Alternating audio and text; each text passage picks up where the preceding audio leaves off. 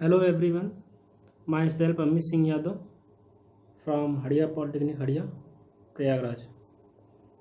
तो जैसा कि मैंने पिछली क्लास में आपको ये बताया था, किसी भी रेफ्रिजरेंट का केमिकल फार्मूला जो रासायनिक नाम है उसके नंबर में चेंज कर सकते हैं, उसके नंबर से का केमिकल फार्मूला बना सकते हैं। तो उसको एक बार आप लोग रिवाइज कर लीजिएगा, ठीक। तो अब मैं जो रेफ्रिजरेंट का नाम बताने जा रहा हूँ, जो भी रेफ्रिजरेंट का नाम बताऊंगा वही, क्योंकि बुक में देखिएगा तो काफ़ी सार्थक, किसी भी बुक में देखिएगा ढेर सारे रेफ्रिजरेंट का नाम दिया हुआ है, तो हो सकता है कि इतना आप याद ना कर पाए। तो जो जो ज़रूरी रेफ्रिजरेंट का नाम है, जो ज़्यादा ज़रूरी रेफ्रिजरेंट का नाम है उनको मैं हाईलाइट कर रहा हूँ। अब वही उसकी प्रॉपर्टी के बारे में पढ़ लीजिएगा और वही इम्पोर्टेंट है। जैसे क्या क्या इम्पोर्टेंट रेफ्रिजरेंट में है, आपका सबसे कॉमन रेफ्रिजरेंट है खासकर कोल्ड स्टोरेज में यूज़ करने के लिए। कोल्ड स्टोरेज आप लोग जान रहे हैं, जहाँ पर सभी सब्जियाँ, राशन, पानी सब कुछ रखा जाता है वहाँ पर, तो एक मिनिमम टेम्परेचर मेंटेन करना पड़ता है जिससे सब्जियाँ काफ़ी दिन तक चल सकें। तो उसके लिए क्या यूज होता है, वहाँ पर अमोनिया यूज होता है। देखिए, सब रेफ्रिजरेंट की कुछ खास प्रॉपर्टी है, कहाँ कौन सी यूज करनी है, कहाँ आपको डोमेस्टिक पर्पज़ के लिए यूज़ करनी है, कहाँ कमर्शियल पर्पज़ के लिए यूज़ करनी है। तो उसके हिसाब से रेफ्रिजरेंट की प्रॉपर्टी है वैसा यूज़ किया जाता है। तो हर प्रॉपर्टी अलग है, तो आप प्रॉपर्टी के बारे में पढ़ना है सब कुछ, ठीक। तो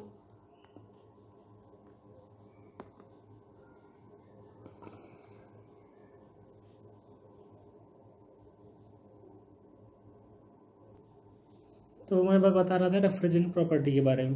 तो पहला देखिए R77 का रासायनिक, आपको क्या क्या याद करना है, रासायनिक नाम याद करना है, उसका केमिकल फार्मूला क्या है, उसका नंबरिंग क्या है। देखिए, आपको रासायनिक फार्मूला याद है तो आप चेंज कर लेंगे फार्मूले से, पर एग्जाम टाइम में जब प्रॉपर्टी लिखने के लिए आएगी तो आप वहाँ चेंज नहीं करेंगे, सीधे आपको याद रहना चाहिए। आप इसको याद रखिएगा। इसका रासायनिक नाम क्या है, अमोनिया है। और इसके प्रमुख प्रॉपर्टी क्या है, सारी प्रॉपर्टी याद नहीं करनी है, क्या क्या प्रॉपर्टी याद करनी है मैं बता रहा हूँ। देखिए, ज्वलनशील नहीं होना चाहिए, ठीक है। ज्वलनशील अगर आप क्या कहते हैं कि अमोनिया है, कहीं लीकेज हो रही है, अगर थोड़ा भी टेम्परेचर बढ़ा जल जाएगा तो भाई सब जगह आग लग जाएगी। तो इस चीज़ को ध्यान देना है कि ज़्यादा ज्वलनशील नहीं होना चाहिए, सामग्री को न चिड़चिड़ापन उत्पन्न करने वाला होता है। देखिए, इसमें आप कभी भी अगर जो भी लोग गए होंगे कोल्ड स्टोरेज में, वहाँ पर अमोनिया फ्लो होता है रेफ्रिजरेंट, ठीक है। तो पूरी पाइपलाइन बिछी है, पाइप के अंदर रेफ्रिजरेंट है, उसी वजह से अपन कूलेंट जो स्पेस है वहाँ पर कूलेंट इफेक्ट दे रहा है, ठीक है। कहीं न कहीं लीकेज होती रहती है वहाँ पर। जब लीकेज होती रहती है तो उसको पता करना बहुत टफ है। तो थोड़ा सा अगर अमोनिया रहेगा तो स्मेल बहुत गंदी होती है इसकी। तो हमको ये पता चला कि इस एरिया में, कुछ खास एरिया में, ये कहीं इस रूम में लीकेज हो रही है, इस पार्ट में लीकेज हो रही है। तो वहाँ पर क्या आता है, अमोनिया क्या कहता है, एब्जॉर्ब होता है किसमें, वाटर में। तो क्या करते हैं, बोरे को भिगोकर पानी में, उसी के ऊपर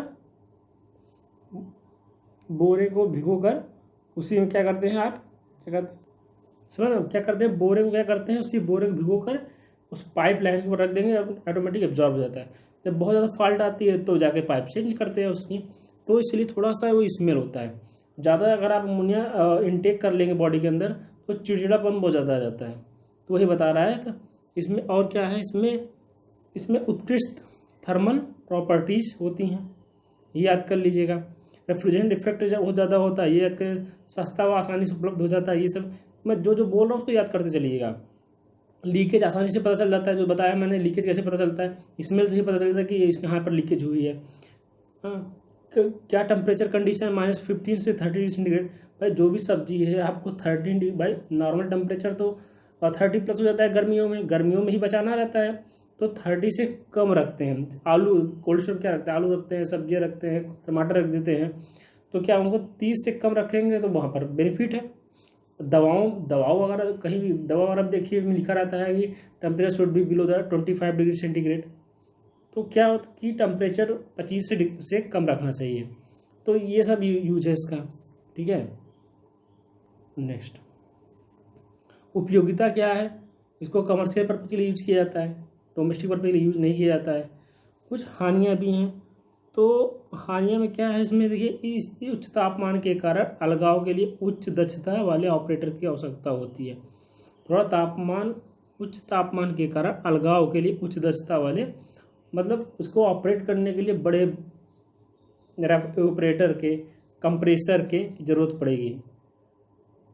तो ये सब जो मैं बोल रहा हूँ तो याद करिए। अमोनिया हो गया, तो अमोनिया का बताइए क्या क्या है आपका फार्मूला, NH3 होता है। ठीक है, अगर उसको निकालना होगा फार्मूले के रूप में आप निकाल सकते हैं। ठीक है, अब नेक्स्ट रेफ्रिजरेंट R22, बहुत ही कॉमन है, फेरॉन 22, उसका रासायनिक नाम है, इसका रासायनिक नाम फेरॉन 22 है। केमिकल फार्मूला क्या है, मोनोक्लोरोडाइक्लोरोमीथेन। ठीक, मोनोक्लोरोडाइक्लोरोमीथेन, इसका रासायनिक फार्मूला देख लीजिए, CH-Cl-F2, C कार्बन है, H हाइड्रोजन है, Cl क्लोरीन है, F या फ्लोरीन है। ठीक, तो ये आर्टिफिशियल रेफ्रिजरेंट है, मतलब इसको अपने अनुसार आर्टिफिशियल, मतलब इसको बनाया गया है कि प्रॉपर्टी कहीं एग्जिस्ट नहीं करता है। अमोनिया तो ऐसे भी एग्जिस्ट करता है एनवायरमेंट में। ठीक है, मीथेन आपका मिल जाता है, पर ये फेरॉन है, इसको बनाया जाता है अपनी इसकी प्रॉपर्टी को जैसी भी नीड होती है अपने अनुसार इसको बनाया जाता है। तो ये हो जाएगा आपका प्रॉपर्टी में। उसी तरीके से सब याद कर लिए। ठीक है, इसमें डाटा सब आपको याद नहीं करना है, डाटा ये याद नहीं करना है, बस ये पता करना है इसमें कंप्रेशन विस्थापन निम्न होता है, इसमें क्या एब्सोल्यूट प्रेशर, कुछ चीज़ें। ठीक, ये CO2 की जहरीला नहीं होता, ये सब चीज़ें प्रॉपर्टी आपको याद रखनी है। जैसे किस सिलेंडर का रंग होता है, हरा होता है, तो ये सब प्रॉपर्टी आपको याद में समझना कुछ नहीं है, आपको डायरेक्टली उसको याद करना है। ठीक, तो इसी तरीके से R134 का केमिकल फार्मूला क्या है,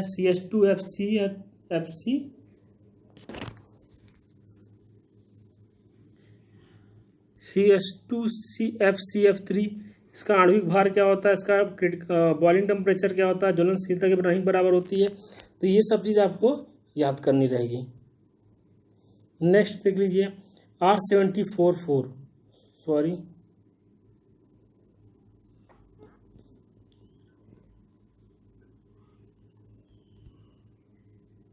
तो क्या मैं, हाँ R744। ठीक, तो इसमें देखिए इसका रासायनिक सूत्र क्या है, कार्बन डाइऑक्साइड है, रासायनिक नाम क्या है, ये रंगहीन होती है, दुर्गंधहीन गैस होती है, वायु से भारी होती है, इसका मतलब ये सारी प्रॉपर्टी लिखी है, आप इसको याद कर लीजिएगा। ठीक है, उपयोगिता क्या है, हानियाँ क्या है। तो R744 की याद करिएगा, R11 की याद कर लीजिएगा, इसका रासायनिक नाम क्या है, CCl3F है। ये R11 फेरॉन, हाँ R11, ये सब फ्लोरोकार्बन, ये सारे क्या हैं, क्या ये सबका क्या है, आपके बड़े कॉमन रेफ्रिजरेंट हैं। ठीक है, तो इनकी सबका आप प्रॉपर्टी, कुछ प्रॉपर्टी, 4 प्रॉपर्टी, 3 प्रॉपर्टी इसकी याद कर लीजिएगा। नेक्स्ट क्या है, R12, इसका रासायनिक नाम क्या है, डाइफ्लोरोमीथेन या फेरॉन 12 है। ये फेरॉन ग्रुप का है, इसका रासायनिक फार्मूला क्या है। ठीक है, रासायनिक फार्मूला और रासायनिक नेम याद कर लीजिएगा, उतना ज़रूरत नहीं है आपको कि हर का लेटेंट हीट याद करिए, गुप्त ऊष्मा क्या है और इसमें क्या चीज़ है, इतना सब याद नहीं कर पाएगा आदमी। तो कुछ पॉइंट इसके आप हमको लिखने के लिए प्रॉपर्टी आएगी, आप 4 प्रॉपर्टी आएगी लिखने के लिए, उसका केमिकल फार्मूला लिखिएगा, उसका मतलब कि नाम लिखिएगा और ये कहाँ यूज होती है इसके बारे में लिखिए, इसका हानियाँ क्या है, बस इतना बता दीजिएगा। आपको ये जरूरत नहीं है कि क्रिटिकल पॉइंट क्या है, ऑपरेटर प्रेशर क्या होता है, कंडेंसर प्रेशर होता है, इतनी नीड नहीं है लिखने की इस पर, बस ये पॉइंट आउट करके लिख के आइएगा। देखिए और नेक्स्ट लिखिएगा R502 एजोट्रोप रेफ्रिजरेंट होता है, इसके बारे में लिख दीजिएगा थोड़ा बहुत। ठीक है, तो मेन ये आपका जितना मैंने बताया आपको, इतने आप पढ़ लीजिएगा किताब में, उसके आगे ज़रूरत नहीं है कि हेलो कार्बन का अलग से पढ़ें, इसका अलग से पढ़ें। इन्हीं से कुछ लोगों, कुछ ही रेफ्रिजरेंट का आपको क्या कहते हैं पता चल जाएगा। इसी मतलब इन्हीं में से कोई 1 2 3 आएंगे, जो भी आना होगा।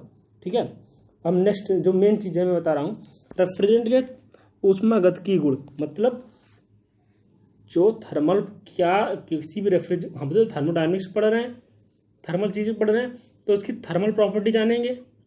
क्या बॉइलिंग टेम्परेचर क्या होना चाहिए, ज़्यादा होना चाहिए, कम होना चाहिए, इसके बारे में पता करना है। फ्रीजिंग टेम्परेचर क्या होना चाहिए।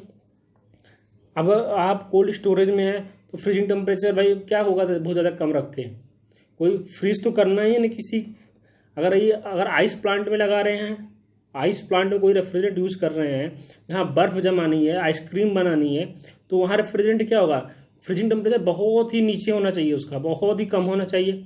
पर यही चीज़ कोल्ड स्टोरेज में यूज़ कर रहे हैं या कहीं अपने क्या कहते हैं डोमेस्टिक में यूज रहे हैं, तो हो सकता है उसका फ्रीजिंग पॉइंट थोड़ा सा ऊपर होना चाहिए। तो ये सब देखना पड़ता है रेफ्रिजरेंट यूज़ करने से पहले कि बॉइलिंग टेम्परेचर क्या होना चाहिए, उसका फ्रीजिंग टेम्परेचर क्या होना चाहिए, इवेपोरेटर एंड कंडेंसर प्रेशर क्या होना चाहिए, क्रिटिकल टेम्परेचर एंड प्रेशर क्या होना चाहिए, ठीक, COP क्या होनी चाहिए, गुप्त ऊष्मा ही तो मेन चीज़ है। गुप्त ऊष्मा मतलब जो कितनी हीट एब्जॉर्ब करेगी ऑपरेटर में, जो भी स्पेस में आप कूल करना चाहते हैं, वही तो जब रेफ्रिजरेंट अपना फेज चेंज करता है वही लेटेंट हीट एब्जॉर्ब करता है, तो उसी से पता चलेगा कि कितनी इसका इफेक्टिव कूलेंट है, ठीक है। तो ये सब चीज़ें आप थोड़ा सा ध्यान दीजिएगा, स्पेसिफिक वैल्यू में आप लोगों को नीड नहीं है, ठीक है। देखिए बॉइलिंग टेम्परेचर किसी भी, ये देखिए बॉइलिंग टेम्परेचर अगर बहुत ही ज़्यादा रहेगा, जैसे मान लीजिए मैंने क्या बताया कि जैसे इवेपोरेटर में रेफ्रिजरेंट फ्लो हो रहा है आपका, अब देखिए रेफ्रिजरेंट वेपर कंप्रेशन साइकिल, अभी तक आप वेपर कंप्रेशन साइकिल पढ़ रहे हैं, उसमें क्या हो रहा है इवेपोरेटर में, ठीक।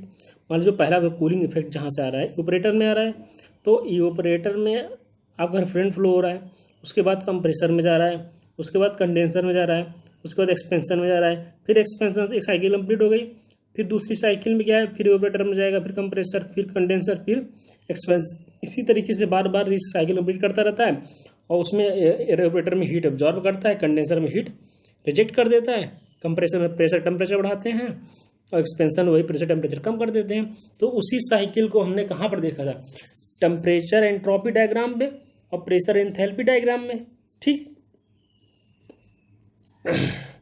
तो बॉइलिंग टेम्परेचर का आप बताइए कहाँ यूज हो सकता है, बॉइलिंग टेम्परेचर का यूज कहाँ पे होगा भाई। कोई चीज़ जब वाटर नहीं बोलेंगे, लिक्विड से वेपर की फॉर्म में कन्वर्ट हो रही है, मतलब उसका एक, जैसे आप अगर एग्जांपल में वाटर लेते हैं तो वाटर को वेपर में कन्वर्ट करने के लिए कितना बॉइलिंग टेम्परेचर चाहिए, कम से कम एटमॉस्फेरिक प्रेशर में कोई चेंज ना किया जाए, प्रेशर में कोई चेंज नहीं किया जाए, और तो 100 डिग्री सेंटीग्रेड चाहिए ना। तो प्रेशर, हम जब 100 डिग्री सेंटीग्रेड बोलते हैं कि वाटर 100 डिग्री सेंटीग्रेड पे वाटर बॉयल कर रहा है, इसका मतलब हम ये भी बोल रहे हैं बाय डिफ़ॉल्ट, ये अंडरस्टूड है कि आप एटमॉस्फेरिक प्रेशर मतलब 10 के पावर 5 बार, 1 एटमॉस्फेरिक प्रेशर क्या होता है, 10 के पावर 5 बार होता है, बार भी यूनिट होती है प्रेशर की, ठीक।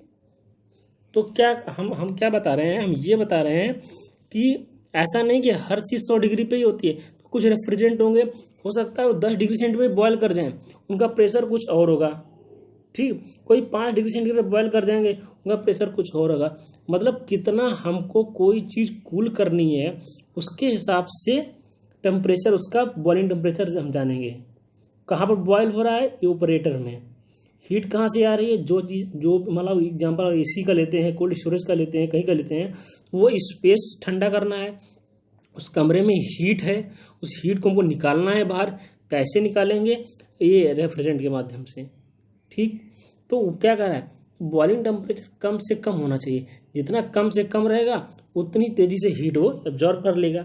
मतलब अगर -5 डिग्री सेंटीग्रेड कर दिया तो हम एक कंडीशन कर सकते हैं कि -5 डिग्री रेफ्रिजरेंट आपका बॉयल कर रहा है, तो वो धीरे धीरे क्या करेगा, हीट को जहाँ पर जो भी रूम है आपका वहाँ से हीट एब्जॉर्ब करेगा।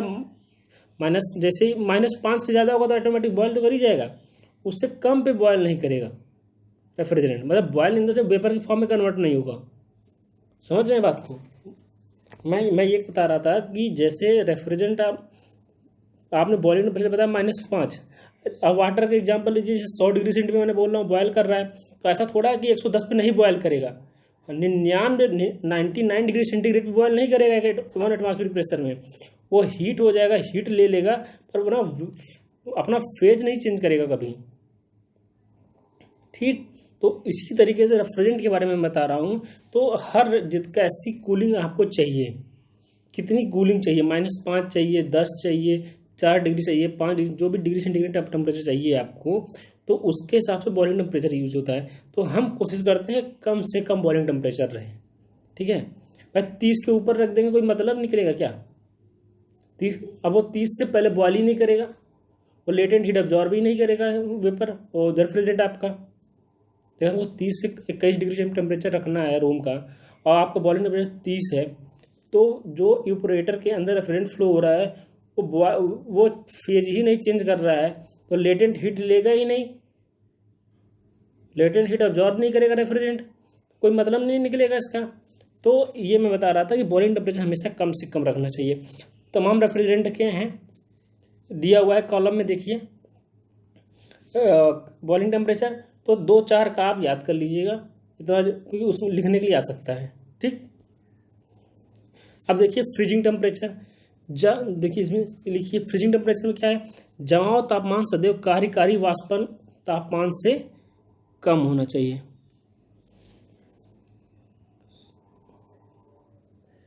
एक मिनट, अभी मैं बॉइलिंग टेम्परेचर के बारे में बता रहा था, ठीक। कम से कम होना चाहिए फ्रीजिंग टेम्परेचर। ऐसा नहीं हो कि फ्रीजिंग टेम्परेचर में मेरे फ्रीजिंग टेम्परेचर में क्या है, जैसे कंडेंसेशन में, मतलब कंडेंसेशन प्रोसेस में, जब आपका वेपर के फॉर्म में कंडेंस कर रहे हैं उसको, मतलब कंडेंसन क्या, वेपर है आपका, उसको कर रहे हैं वेपर के फॉर्म, वेपर से क्या कर रहे हैं, लिक्विड के फॉर्म में कर रहे हैं। तो इतना उसका अगर जैसे आइस का एग्जाम्पल, अगर हम बर्फ वाटर का एग्जाम्पल लेते हैं, 0 डिग्री सेंटीग्रेड पे बर्फ बन जाती है, ठीक। तो अगर उसका फ्रीजिंग टेम्परेचर बहुत ही कम नहीं होगा, अगर मान लीजिए 4 डिग्री से, मान लो हमने कैसे कुछ ऐसा प्रेशर क्रिएट किया कि वाटर आपका 30 डिग्री सेंटीग्रेड पे ही फ्रीजिंग, मतलब 30 डिग्री सेंटीग्रेड पे ही आपका कन्वर्ट हो जाएगा आइस में। तो उससे क्या होगा, जो हम कन्वर्ट कर रहे हैं वेपर को लिक्विड के फॉर्म में, कंडेंसेशन प्रोसेस में, कंडेंसर में, तो वो पाइप के अंदर जम जाएगा, तो जो फ्लो होने की टेंडेंसी है वो खत्म हो जाएगी, ठीक। वो जाम कर जाएगा पूरा अंदर के अंदर।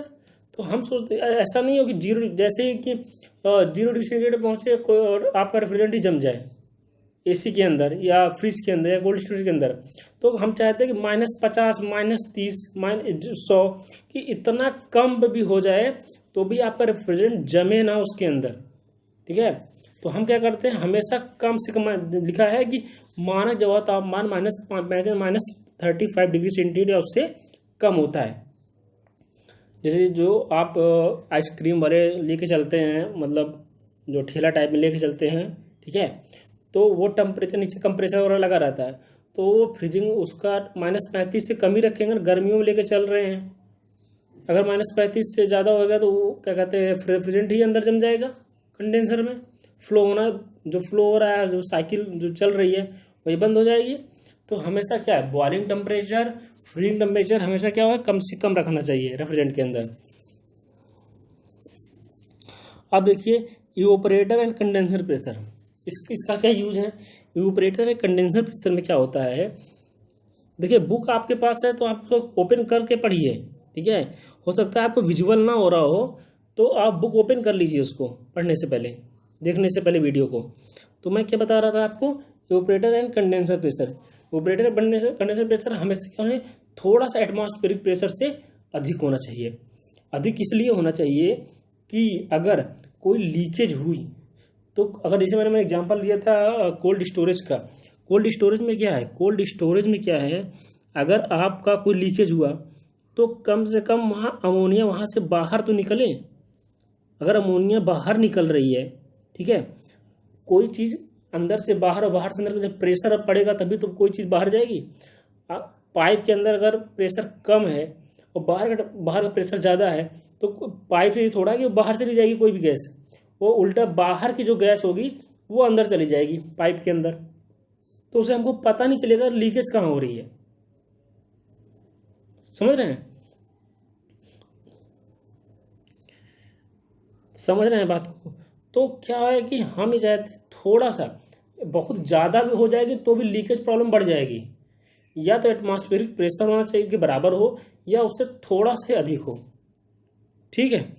तो थोड़ा सा हमको क्या क्या इसमें पॉइंट लिखा है, अधिक होना चाहिए या वातावरण दाब के आसपास होना चाहिए। लीकेज को रोकने के धनात्मक दबाव आवश्यक होता है। इसमें वायु तथा आर्द्रता निकाय प्रवेश कर सके। इसकी सहायता से लीक प्रेशर पे आसान, ये मैंने बता रहा था, लीकेज आसानी से हो सकती है। इसका मानक वाष्पन माइनस, ये डाटा याद कर लिए अच्छी बात है, नहीं याद करते तो भी अच्छी बात है, कोशिश करिए 2-4 का याद कर लीजिए। क्रिटिकल टेम्परेचर प्रेशर हमेशा अधिक होना चाहिए। अगर अधिक नहीं होगा, क्रिटिकल टेम्परेचर प्रेशर क्या होता है, जहां पर वेपर से जहां पर फेज चेंज होने की क्रिटिकल, टीएस डायग्राम देखा है आपने, TS diagram vapour compressor cycle का, ऊपर क्या था, क्रिटिकल टेम्परेचर, क्रिटिकल टेम्परेचर था। तो टेम्परेचर हाई होना चाहिए, मतलब जब हम टेम्परेचर बढ़ा रहे हैं किसी चीज़ का, ऐसा होना कि वो पहले लेटेंट हीट ऑब्जॉर्व भी नहीं करे, सीधे क्या है वेपर में कन्वर्ट हो जाए। अगर आप ध्यान से देखिए टेम्परेचर एंट्रोपी डायग्राम, तो इस तरीके से कर्व बनाया था मैंने, ठीक है। वो देखिए, अगर जैसे जैसे टेम्परेचर बढ़ रहा है तो ऊपर जाते जाते, मैं कैसे समझाऊँ आपको ये बात, तो आप टीएस डायग्राम खोलिएगा, ठीक है। अगर क्रिटिकल टेम्परेचर बहुत ही कम रहेगा तो लेटेंट हीट बहुत ही कम एब्जॉर्ब होगी, समझ रहे हैं, तो वो तुरंत लिक्विड से वेपर फॉर्म में कन्वर्ट हो जाएगा। मतलब उसको टाइम नहीं मिल पाएगा ऑपरेटर के अंदर, रेफ्रिजरेंट को, कि वो कुछ देर तक हीट को एब्जॉर्ब कर सके। तो इसलिए हमेशा क्रिटिकल टेम्परेचर हमेशा अधिक रखते हैं, क्रिटिकल टेम्परेचर और प्रेशर, ठीक है। तो इसका दो तीन R11 R12 जो फेमस है उनका आप याद करिए। अमोनिया का R77 हो गया, ठीक है, R11 हो गया, R12 हो गया, R22 हो गया। तो इन 4 रेफ्रिजरेंट का मैं जो बोल रहा हूँ, R11 का, R12 का, R22 का, R74 और 77 का, ये सब पॉइंट याद कर लीजिएगा, 2-4 पॉइंट सबके, इतना बहुत है, ठीक। तो इतना याद करने की जरूरत नहीं है, निष्पादन गुणांक COP याद करने की कोई जरूरत नहीं है, इतनी प्रॉपर्टी लिख देंगे बहुत है। तो इतना मैंने बता दिया। थोड़ा सा केमिकल प्रॉपर्टी को जल्दी से बता दे रहा हूँ, लिख लीजिएगा। अब बस इसके बाद मैं नया चैप्टर पढ़ाऊँगा। तो केमिकल प्रॉपर्टी में क्या है, ज्वलनशीलता है, टॉक्सिसिटी है, सॉल्युबिलिटी ऑफ वाटर है, मिक्सिबिलिटी है, effect of the permissible material, मतलब ये सब प्रॉपर्टी होनी चाहिए। मतलब ज्वलनशील ज़्यादा कम से कम होना चाहिए, विषैला कम होना चाहिए, मतलब कोई लीकेज हो, कोई घटना घटे, ठीक है। वाटर में सॉल्युबिलिटी, मतलब वाटर में क्या हुआ, जैसे ही वाटर का छिड़काव करते हैं तो उसी में घुल जाना चाहिए, ठीक है। तो इस तरीके की चीज़ें आप पढ़ लीजिएगा। तो अब देखिए फिजिकल प्रॉपर्टी और रिप्रेजेंट क्या होना चाहिए, स्टेबिलिटी एंड इंटरनेस, मतलब स्टेबल होना चाहिए, और किसी भी केमिकली, मतलब जिस पाइप में आप फ्लो करा रहे हैं ऐसा ना हो कि उसी के साथ में कोई रिएक्शन कर ले कुछ और बन जाए, ठीक है। तो ये चीज़ नहीं होनी चाहिए उसमें। कोरोजन प्रॉपर्टी, मतलब जनरली हम क्या कोई स्टील या कोई प्लास्टिक यूज करेंगे पाइप फ्लो होने में रेफ्रिजरेंट को, ठीक है। तो ऐसा नहीं है कि कोई केमिकल रिएक्शन, कोरोजन मतलब जंग लगा, उसको जंग कर करके धीरे धीरे खराब कर दे पूरा, तो पाइप को ना खराब करे, उसकी थोड़ा लाइफ ज़्यादा हो, तो ऐसा हमको कोरोजन प्रॉपर्टी अच्छी होनी चाहिए। विस्कोसिटी, श्यानता, मतलब 2 लेयर के बीच में, जैसे नदी में पानी फ्लो हो रहा है, ऐसे फ्लो हो रहा है, ऐसे फ्लो हो रहा है, ठीक है, ऐसे फ्लो हो रहा है, तो एक एक लेयर रहती है, हर पानी की एक लेयर होती है एक दूसरे के। तो वो क्या करती है, ऊपर वाली लेयर तेज फ्लो होती है, उसके जस्ट नीचे वाली लेयर उसको हुक करती है, मतलब उसको पीछे की ओर खींचती है। ऐसा नहीं है, नदी में आप कभी भी जाएंगे, ऊपर वाली चीज़ काफ़ी तेज से तैरेगी और नीचे वाली चीज़ जो सबसे ग्राउंड, मतलब जो अर्थ से टच होगा पानी, उस वहाँ पर वेलोसिटी उस वाटर की 0 होती है और ऊपर सबसे ज़्यादा होती है, ठीक है। तो होता क्या, जैसे जैसे आप नदी से टच से ऊपर ऊपर जाएंगे तो उसकी फ्लो होने की टेंडेंसी ऊपर लेयर की ज़्यादा होगी, उससे नीचे थोड़ी सी कम होगी, उससे नीचे जाएंगे थोड़ी सी कम होगी, उससे जाएंगे थोड़ा सी कम होगी। तो धीरे नीचे जाते जाते क्या होगी, धीरे धीरे वो कम होती जाती है वेलोसिटी, ठीक। तो वो होती है विस्कोसिटी। तो विस्कोसिटी क्या होती है, बहुत हाई नहीं होनी चाहिए। विस्कोसिटी बहुत हाई हो जाएगी तो फ्लो बहुत ही कम होगा। मतलब जैसे आप वो देखिए, जैसे आप शहद देख लीजिए, शहद की विस्कोसिटी बहुत हाई होती है। आप अगर ज़मीन में गिरा देंगे तो बहने की टेंडेंसी, वो मतलब ऐसा नहीं कि फ्लो हो जाएगा, एक जगह से दूसरी जगह चला जाएगा। तो जो वाटर है, वाटर गिरा दीजिए, देखिए उसकी विस्कोसिटी कम होती है तो बहुत तेज़ी से फ्लो हो जाता है। ठीक है, तो वो बहुत विस्कोसिटी विस्कोसिटी अगर ज़्यादा हो जाएगी, पाइप के अंदर आपका रिफ्रिजरेंट फ्लो ही नहीं होगा, जम जाएगा अंदर जाके। ठीक है, तो कम से कम विस्कोसिटी रखी जाती है। थर्मल कंडक्टिविटी, थर्मल कंडक्टिविटी अच्छी होनी चाहिए, क्योंकि जितना अच्छा टेम्परेचर, जितना अच्छा थर्मल कंडक्टिविटी होगी उतनी हीट ट्रांसफर हो सकती है। थर्मल कंडक्टिविटी जितनी ज़्यादा रहेगी तभी तो हीट ट्रांसफर होगी ज़्यादा से ज़्यादा। डाइलेक्ट्रिक स्ट्रेंथ क्या होता है, मतलब इंसुलेशन का काम करना चाहिए। ऐसा नहीं हो कि कोई भी करंट, अगर इलेक्ट्रिसिटी फ्लो हो रही है तो उसमें रेफ्रिजरेंट में भी आपका इलेक्ट्रिसिटी फ्लो हो, तो मतलब कि एक सेफ्टी के पर्पज से डाइलेक्ट्रिक स्ट्रेंथ उसकी क्या होनी चाहिए, कम से कम होनी चाहिए। ठीक है, तो सॉरी, डाइलेक्ट्रिक स्ट्रेंथ हाई से हाई होनी चाहिए, तो इंसुलेशन प्रॉपर्टी हाई होनी चाहिए इसकी। ठीक है, तो लीकेज टेंडेंसी आपकी कम होनी चाहिए, जाहिर सी बात है। और क्या है, कॉस्ट तो सबको पता है, कॉस्ट तो कम होनी चाहिए। तो देखिए कुछ चीज़ें इसमें दी हुई है, मैंने सारे पॉइंट को बता दिया है। तो आपका ओवरऑल ये चैप्टर खत्म होता है। नेक्स्ट चैप्टर में पढ़ाऊंगा एयर रेफ्रिजरेशन साइकिल, और इसको पहले रिवाइज कर लीजिएगा, मैं फिर से पढ़ाऊंगा। ठीक है, हो सकता है कुछ चीज़ें इसमें आपका विजुअल ना हो पाए, तो कोशिश करिएगा बुक को ओपन करके पढ़िएगा। ठीक है, और देखते हैं जो भी होगा, कोशिश करेंगे सब कुछ अच्छे से अच्छे हो, और जल्दी ये जो महामारी चल रही है ख़त्म हो, और आपकी क्लासेस फिर से ऑफलाइन स्टार्ट हो। ठीक है, धन्यवाद।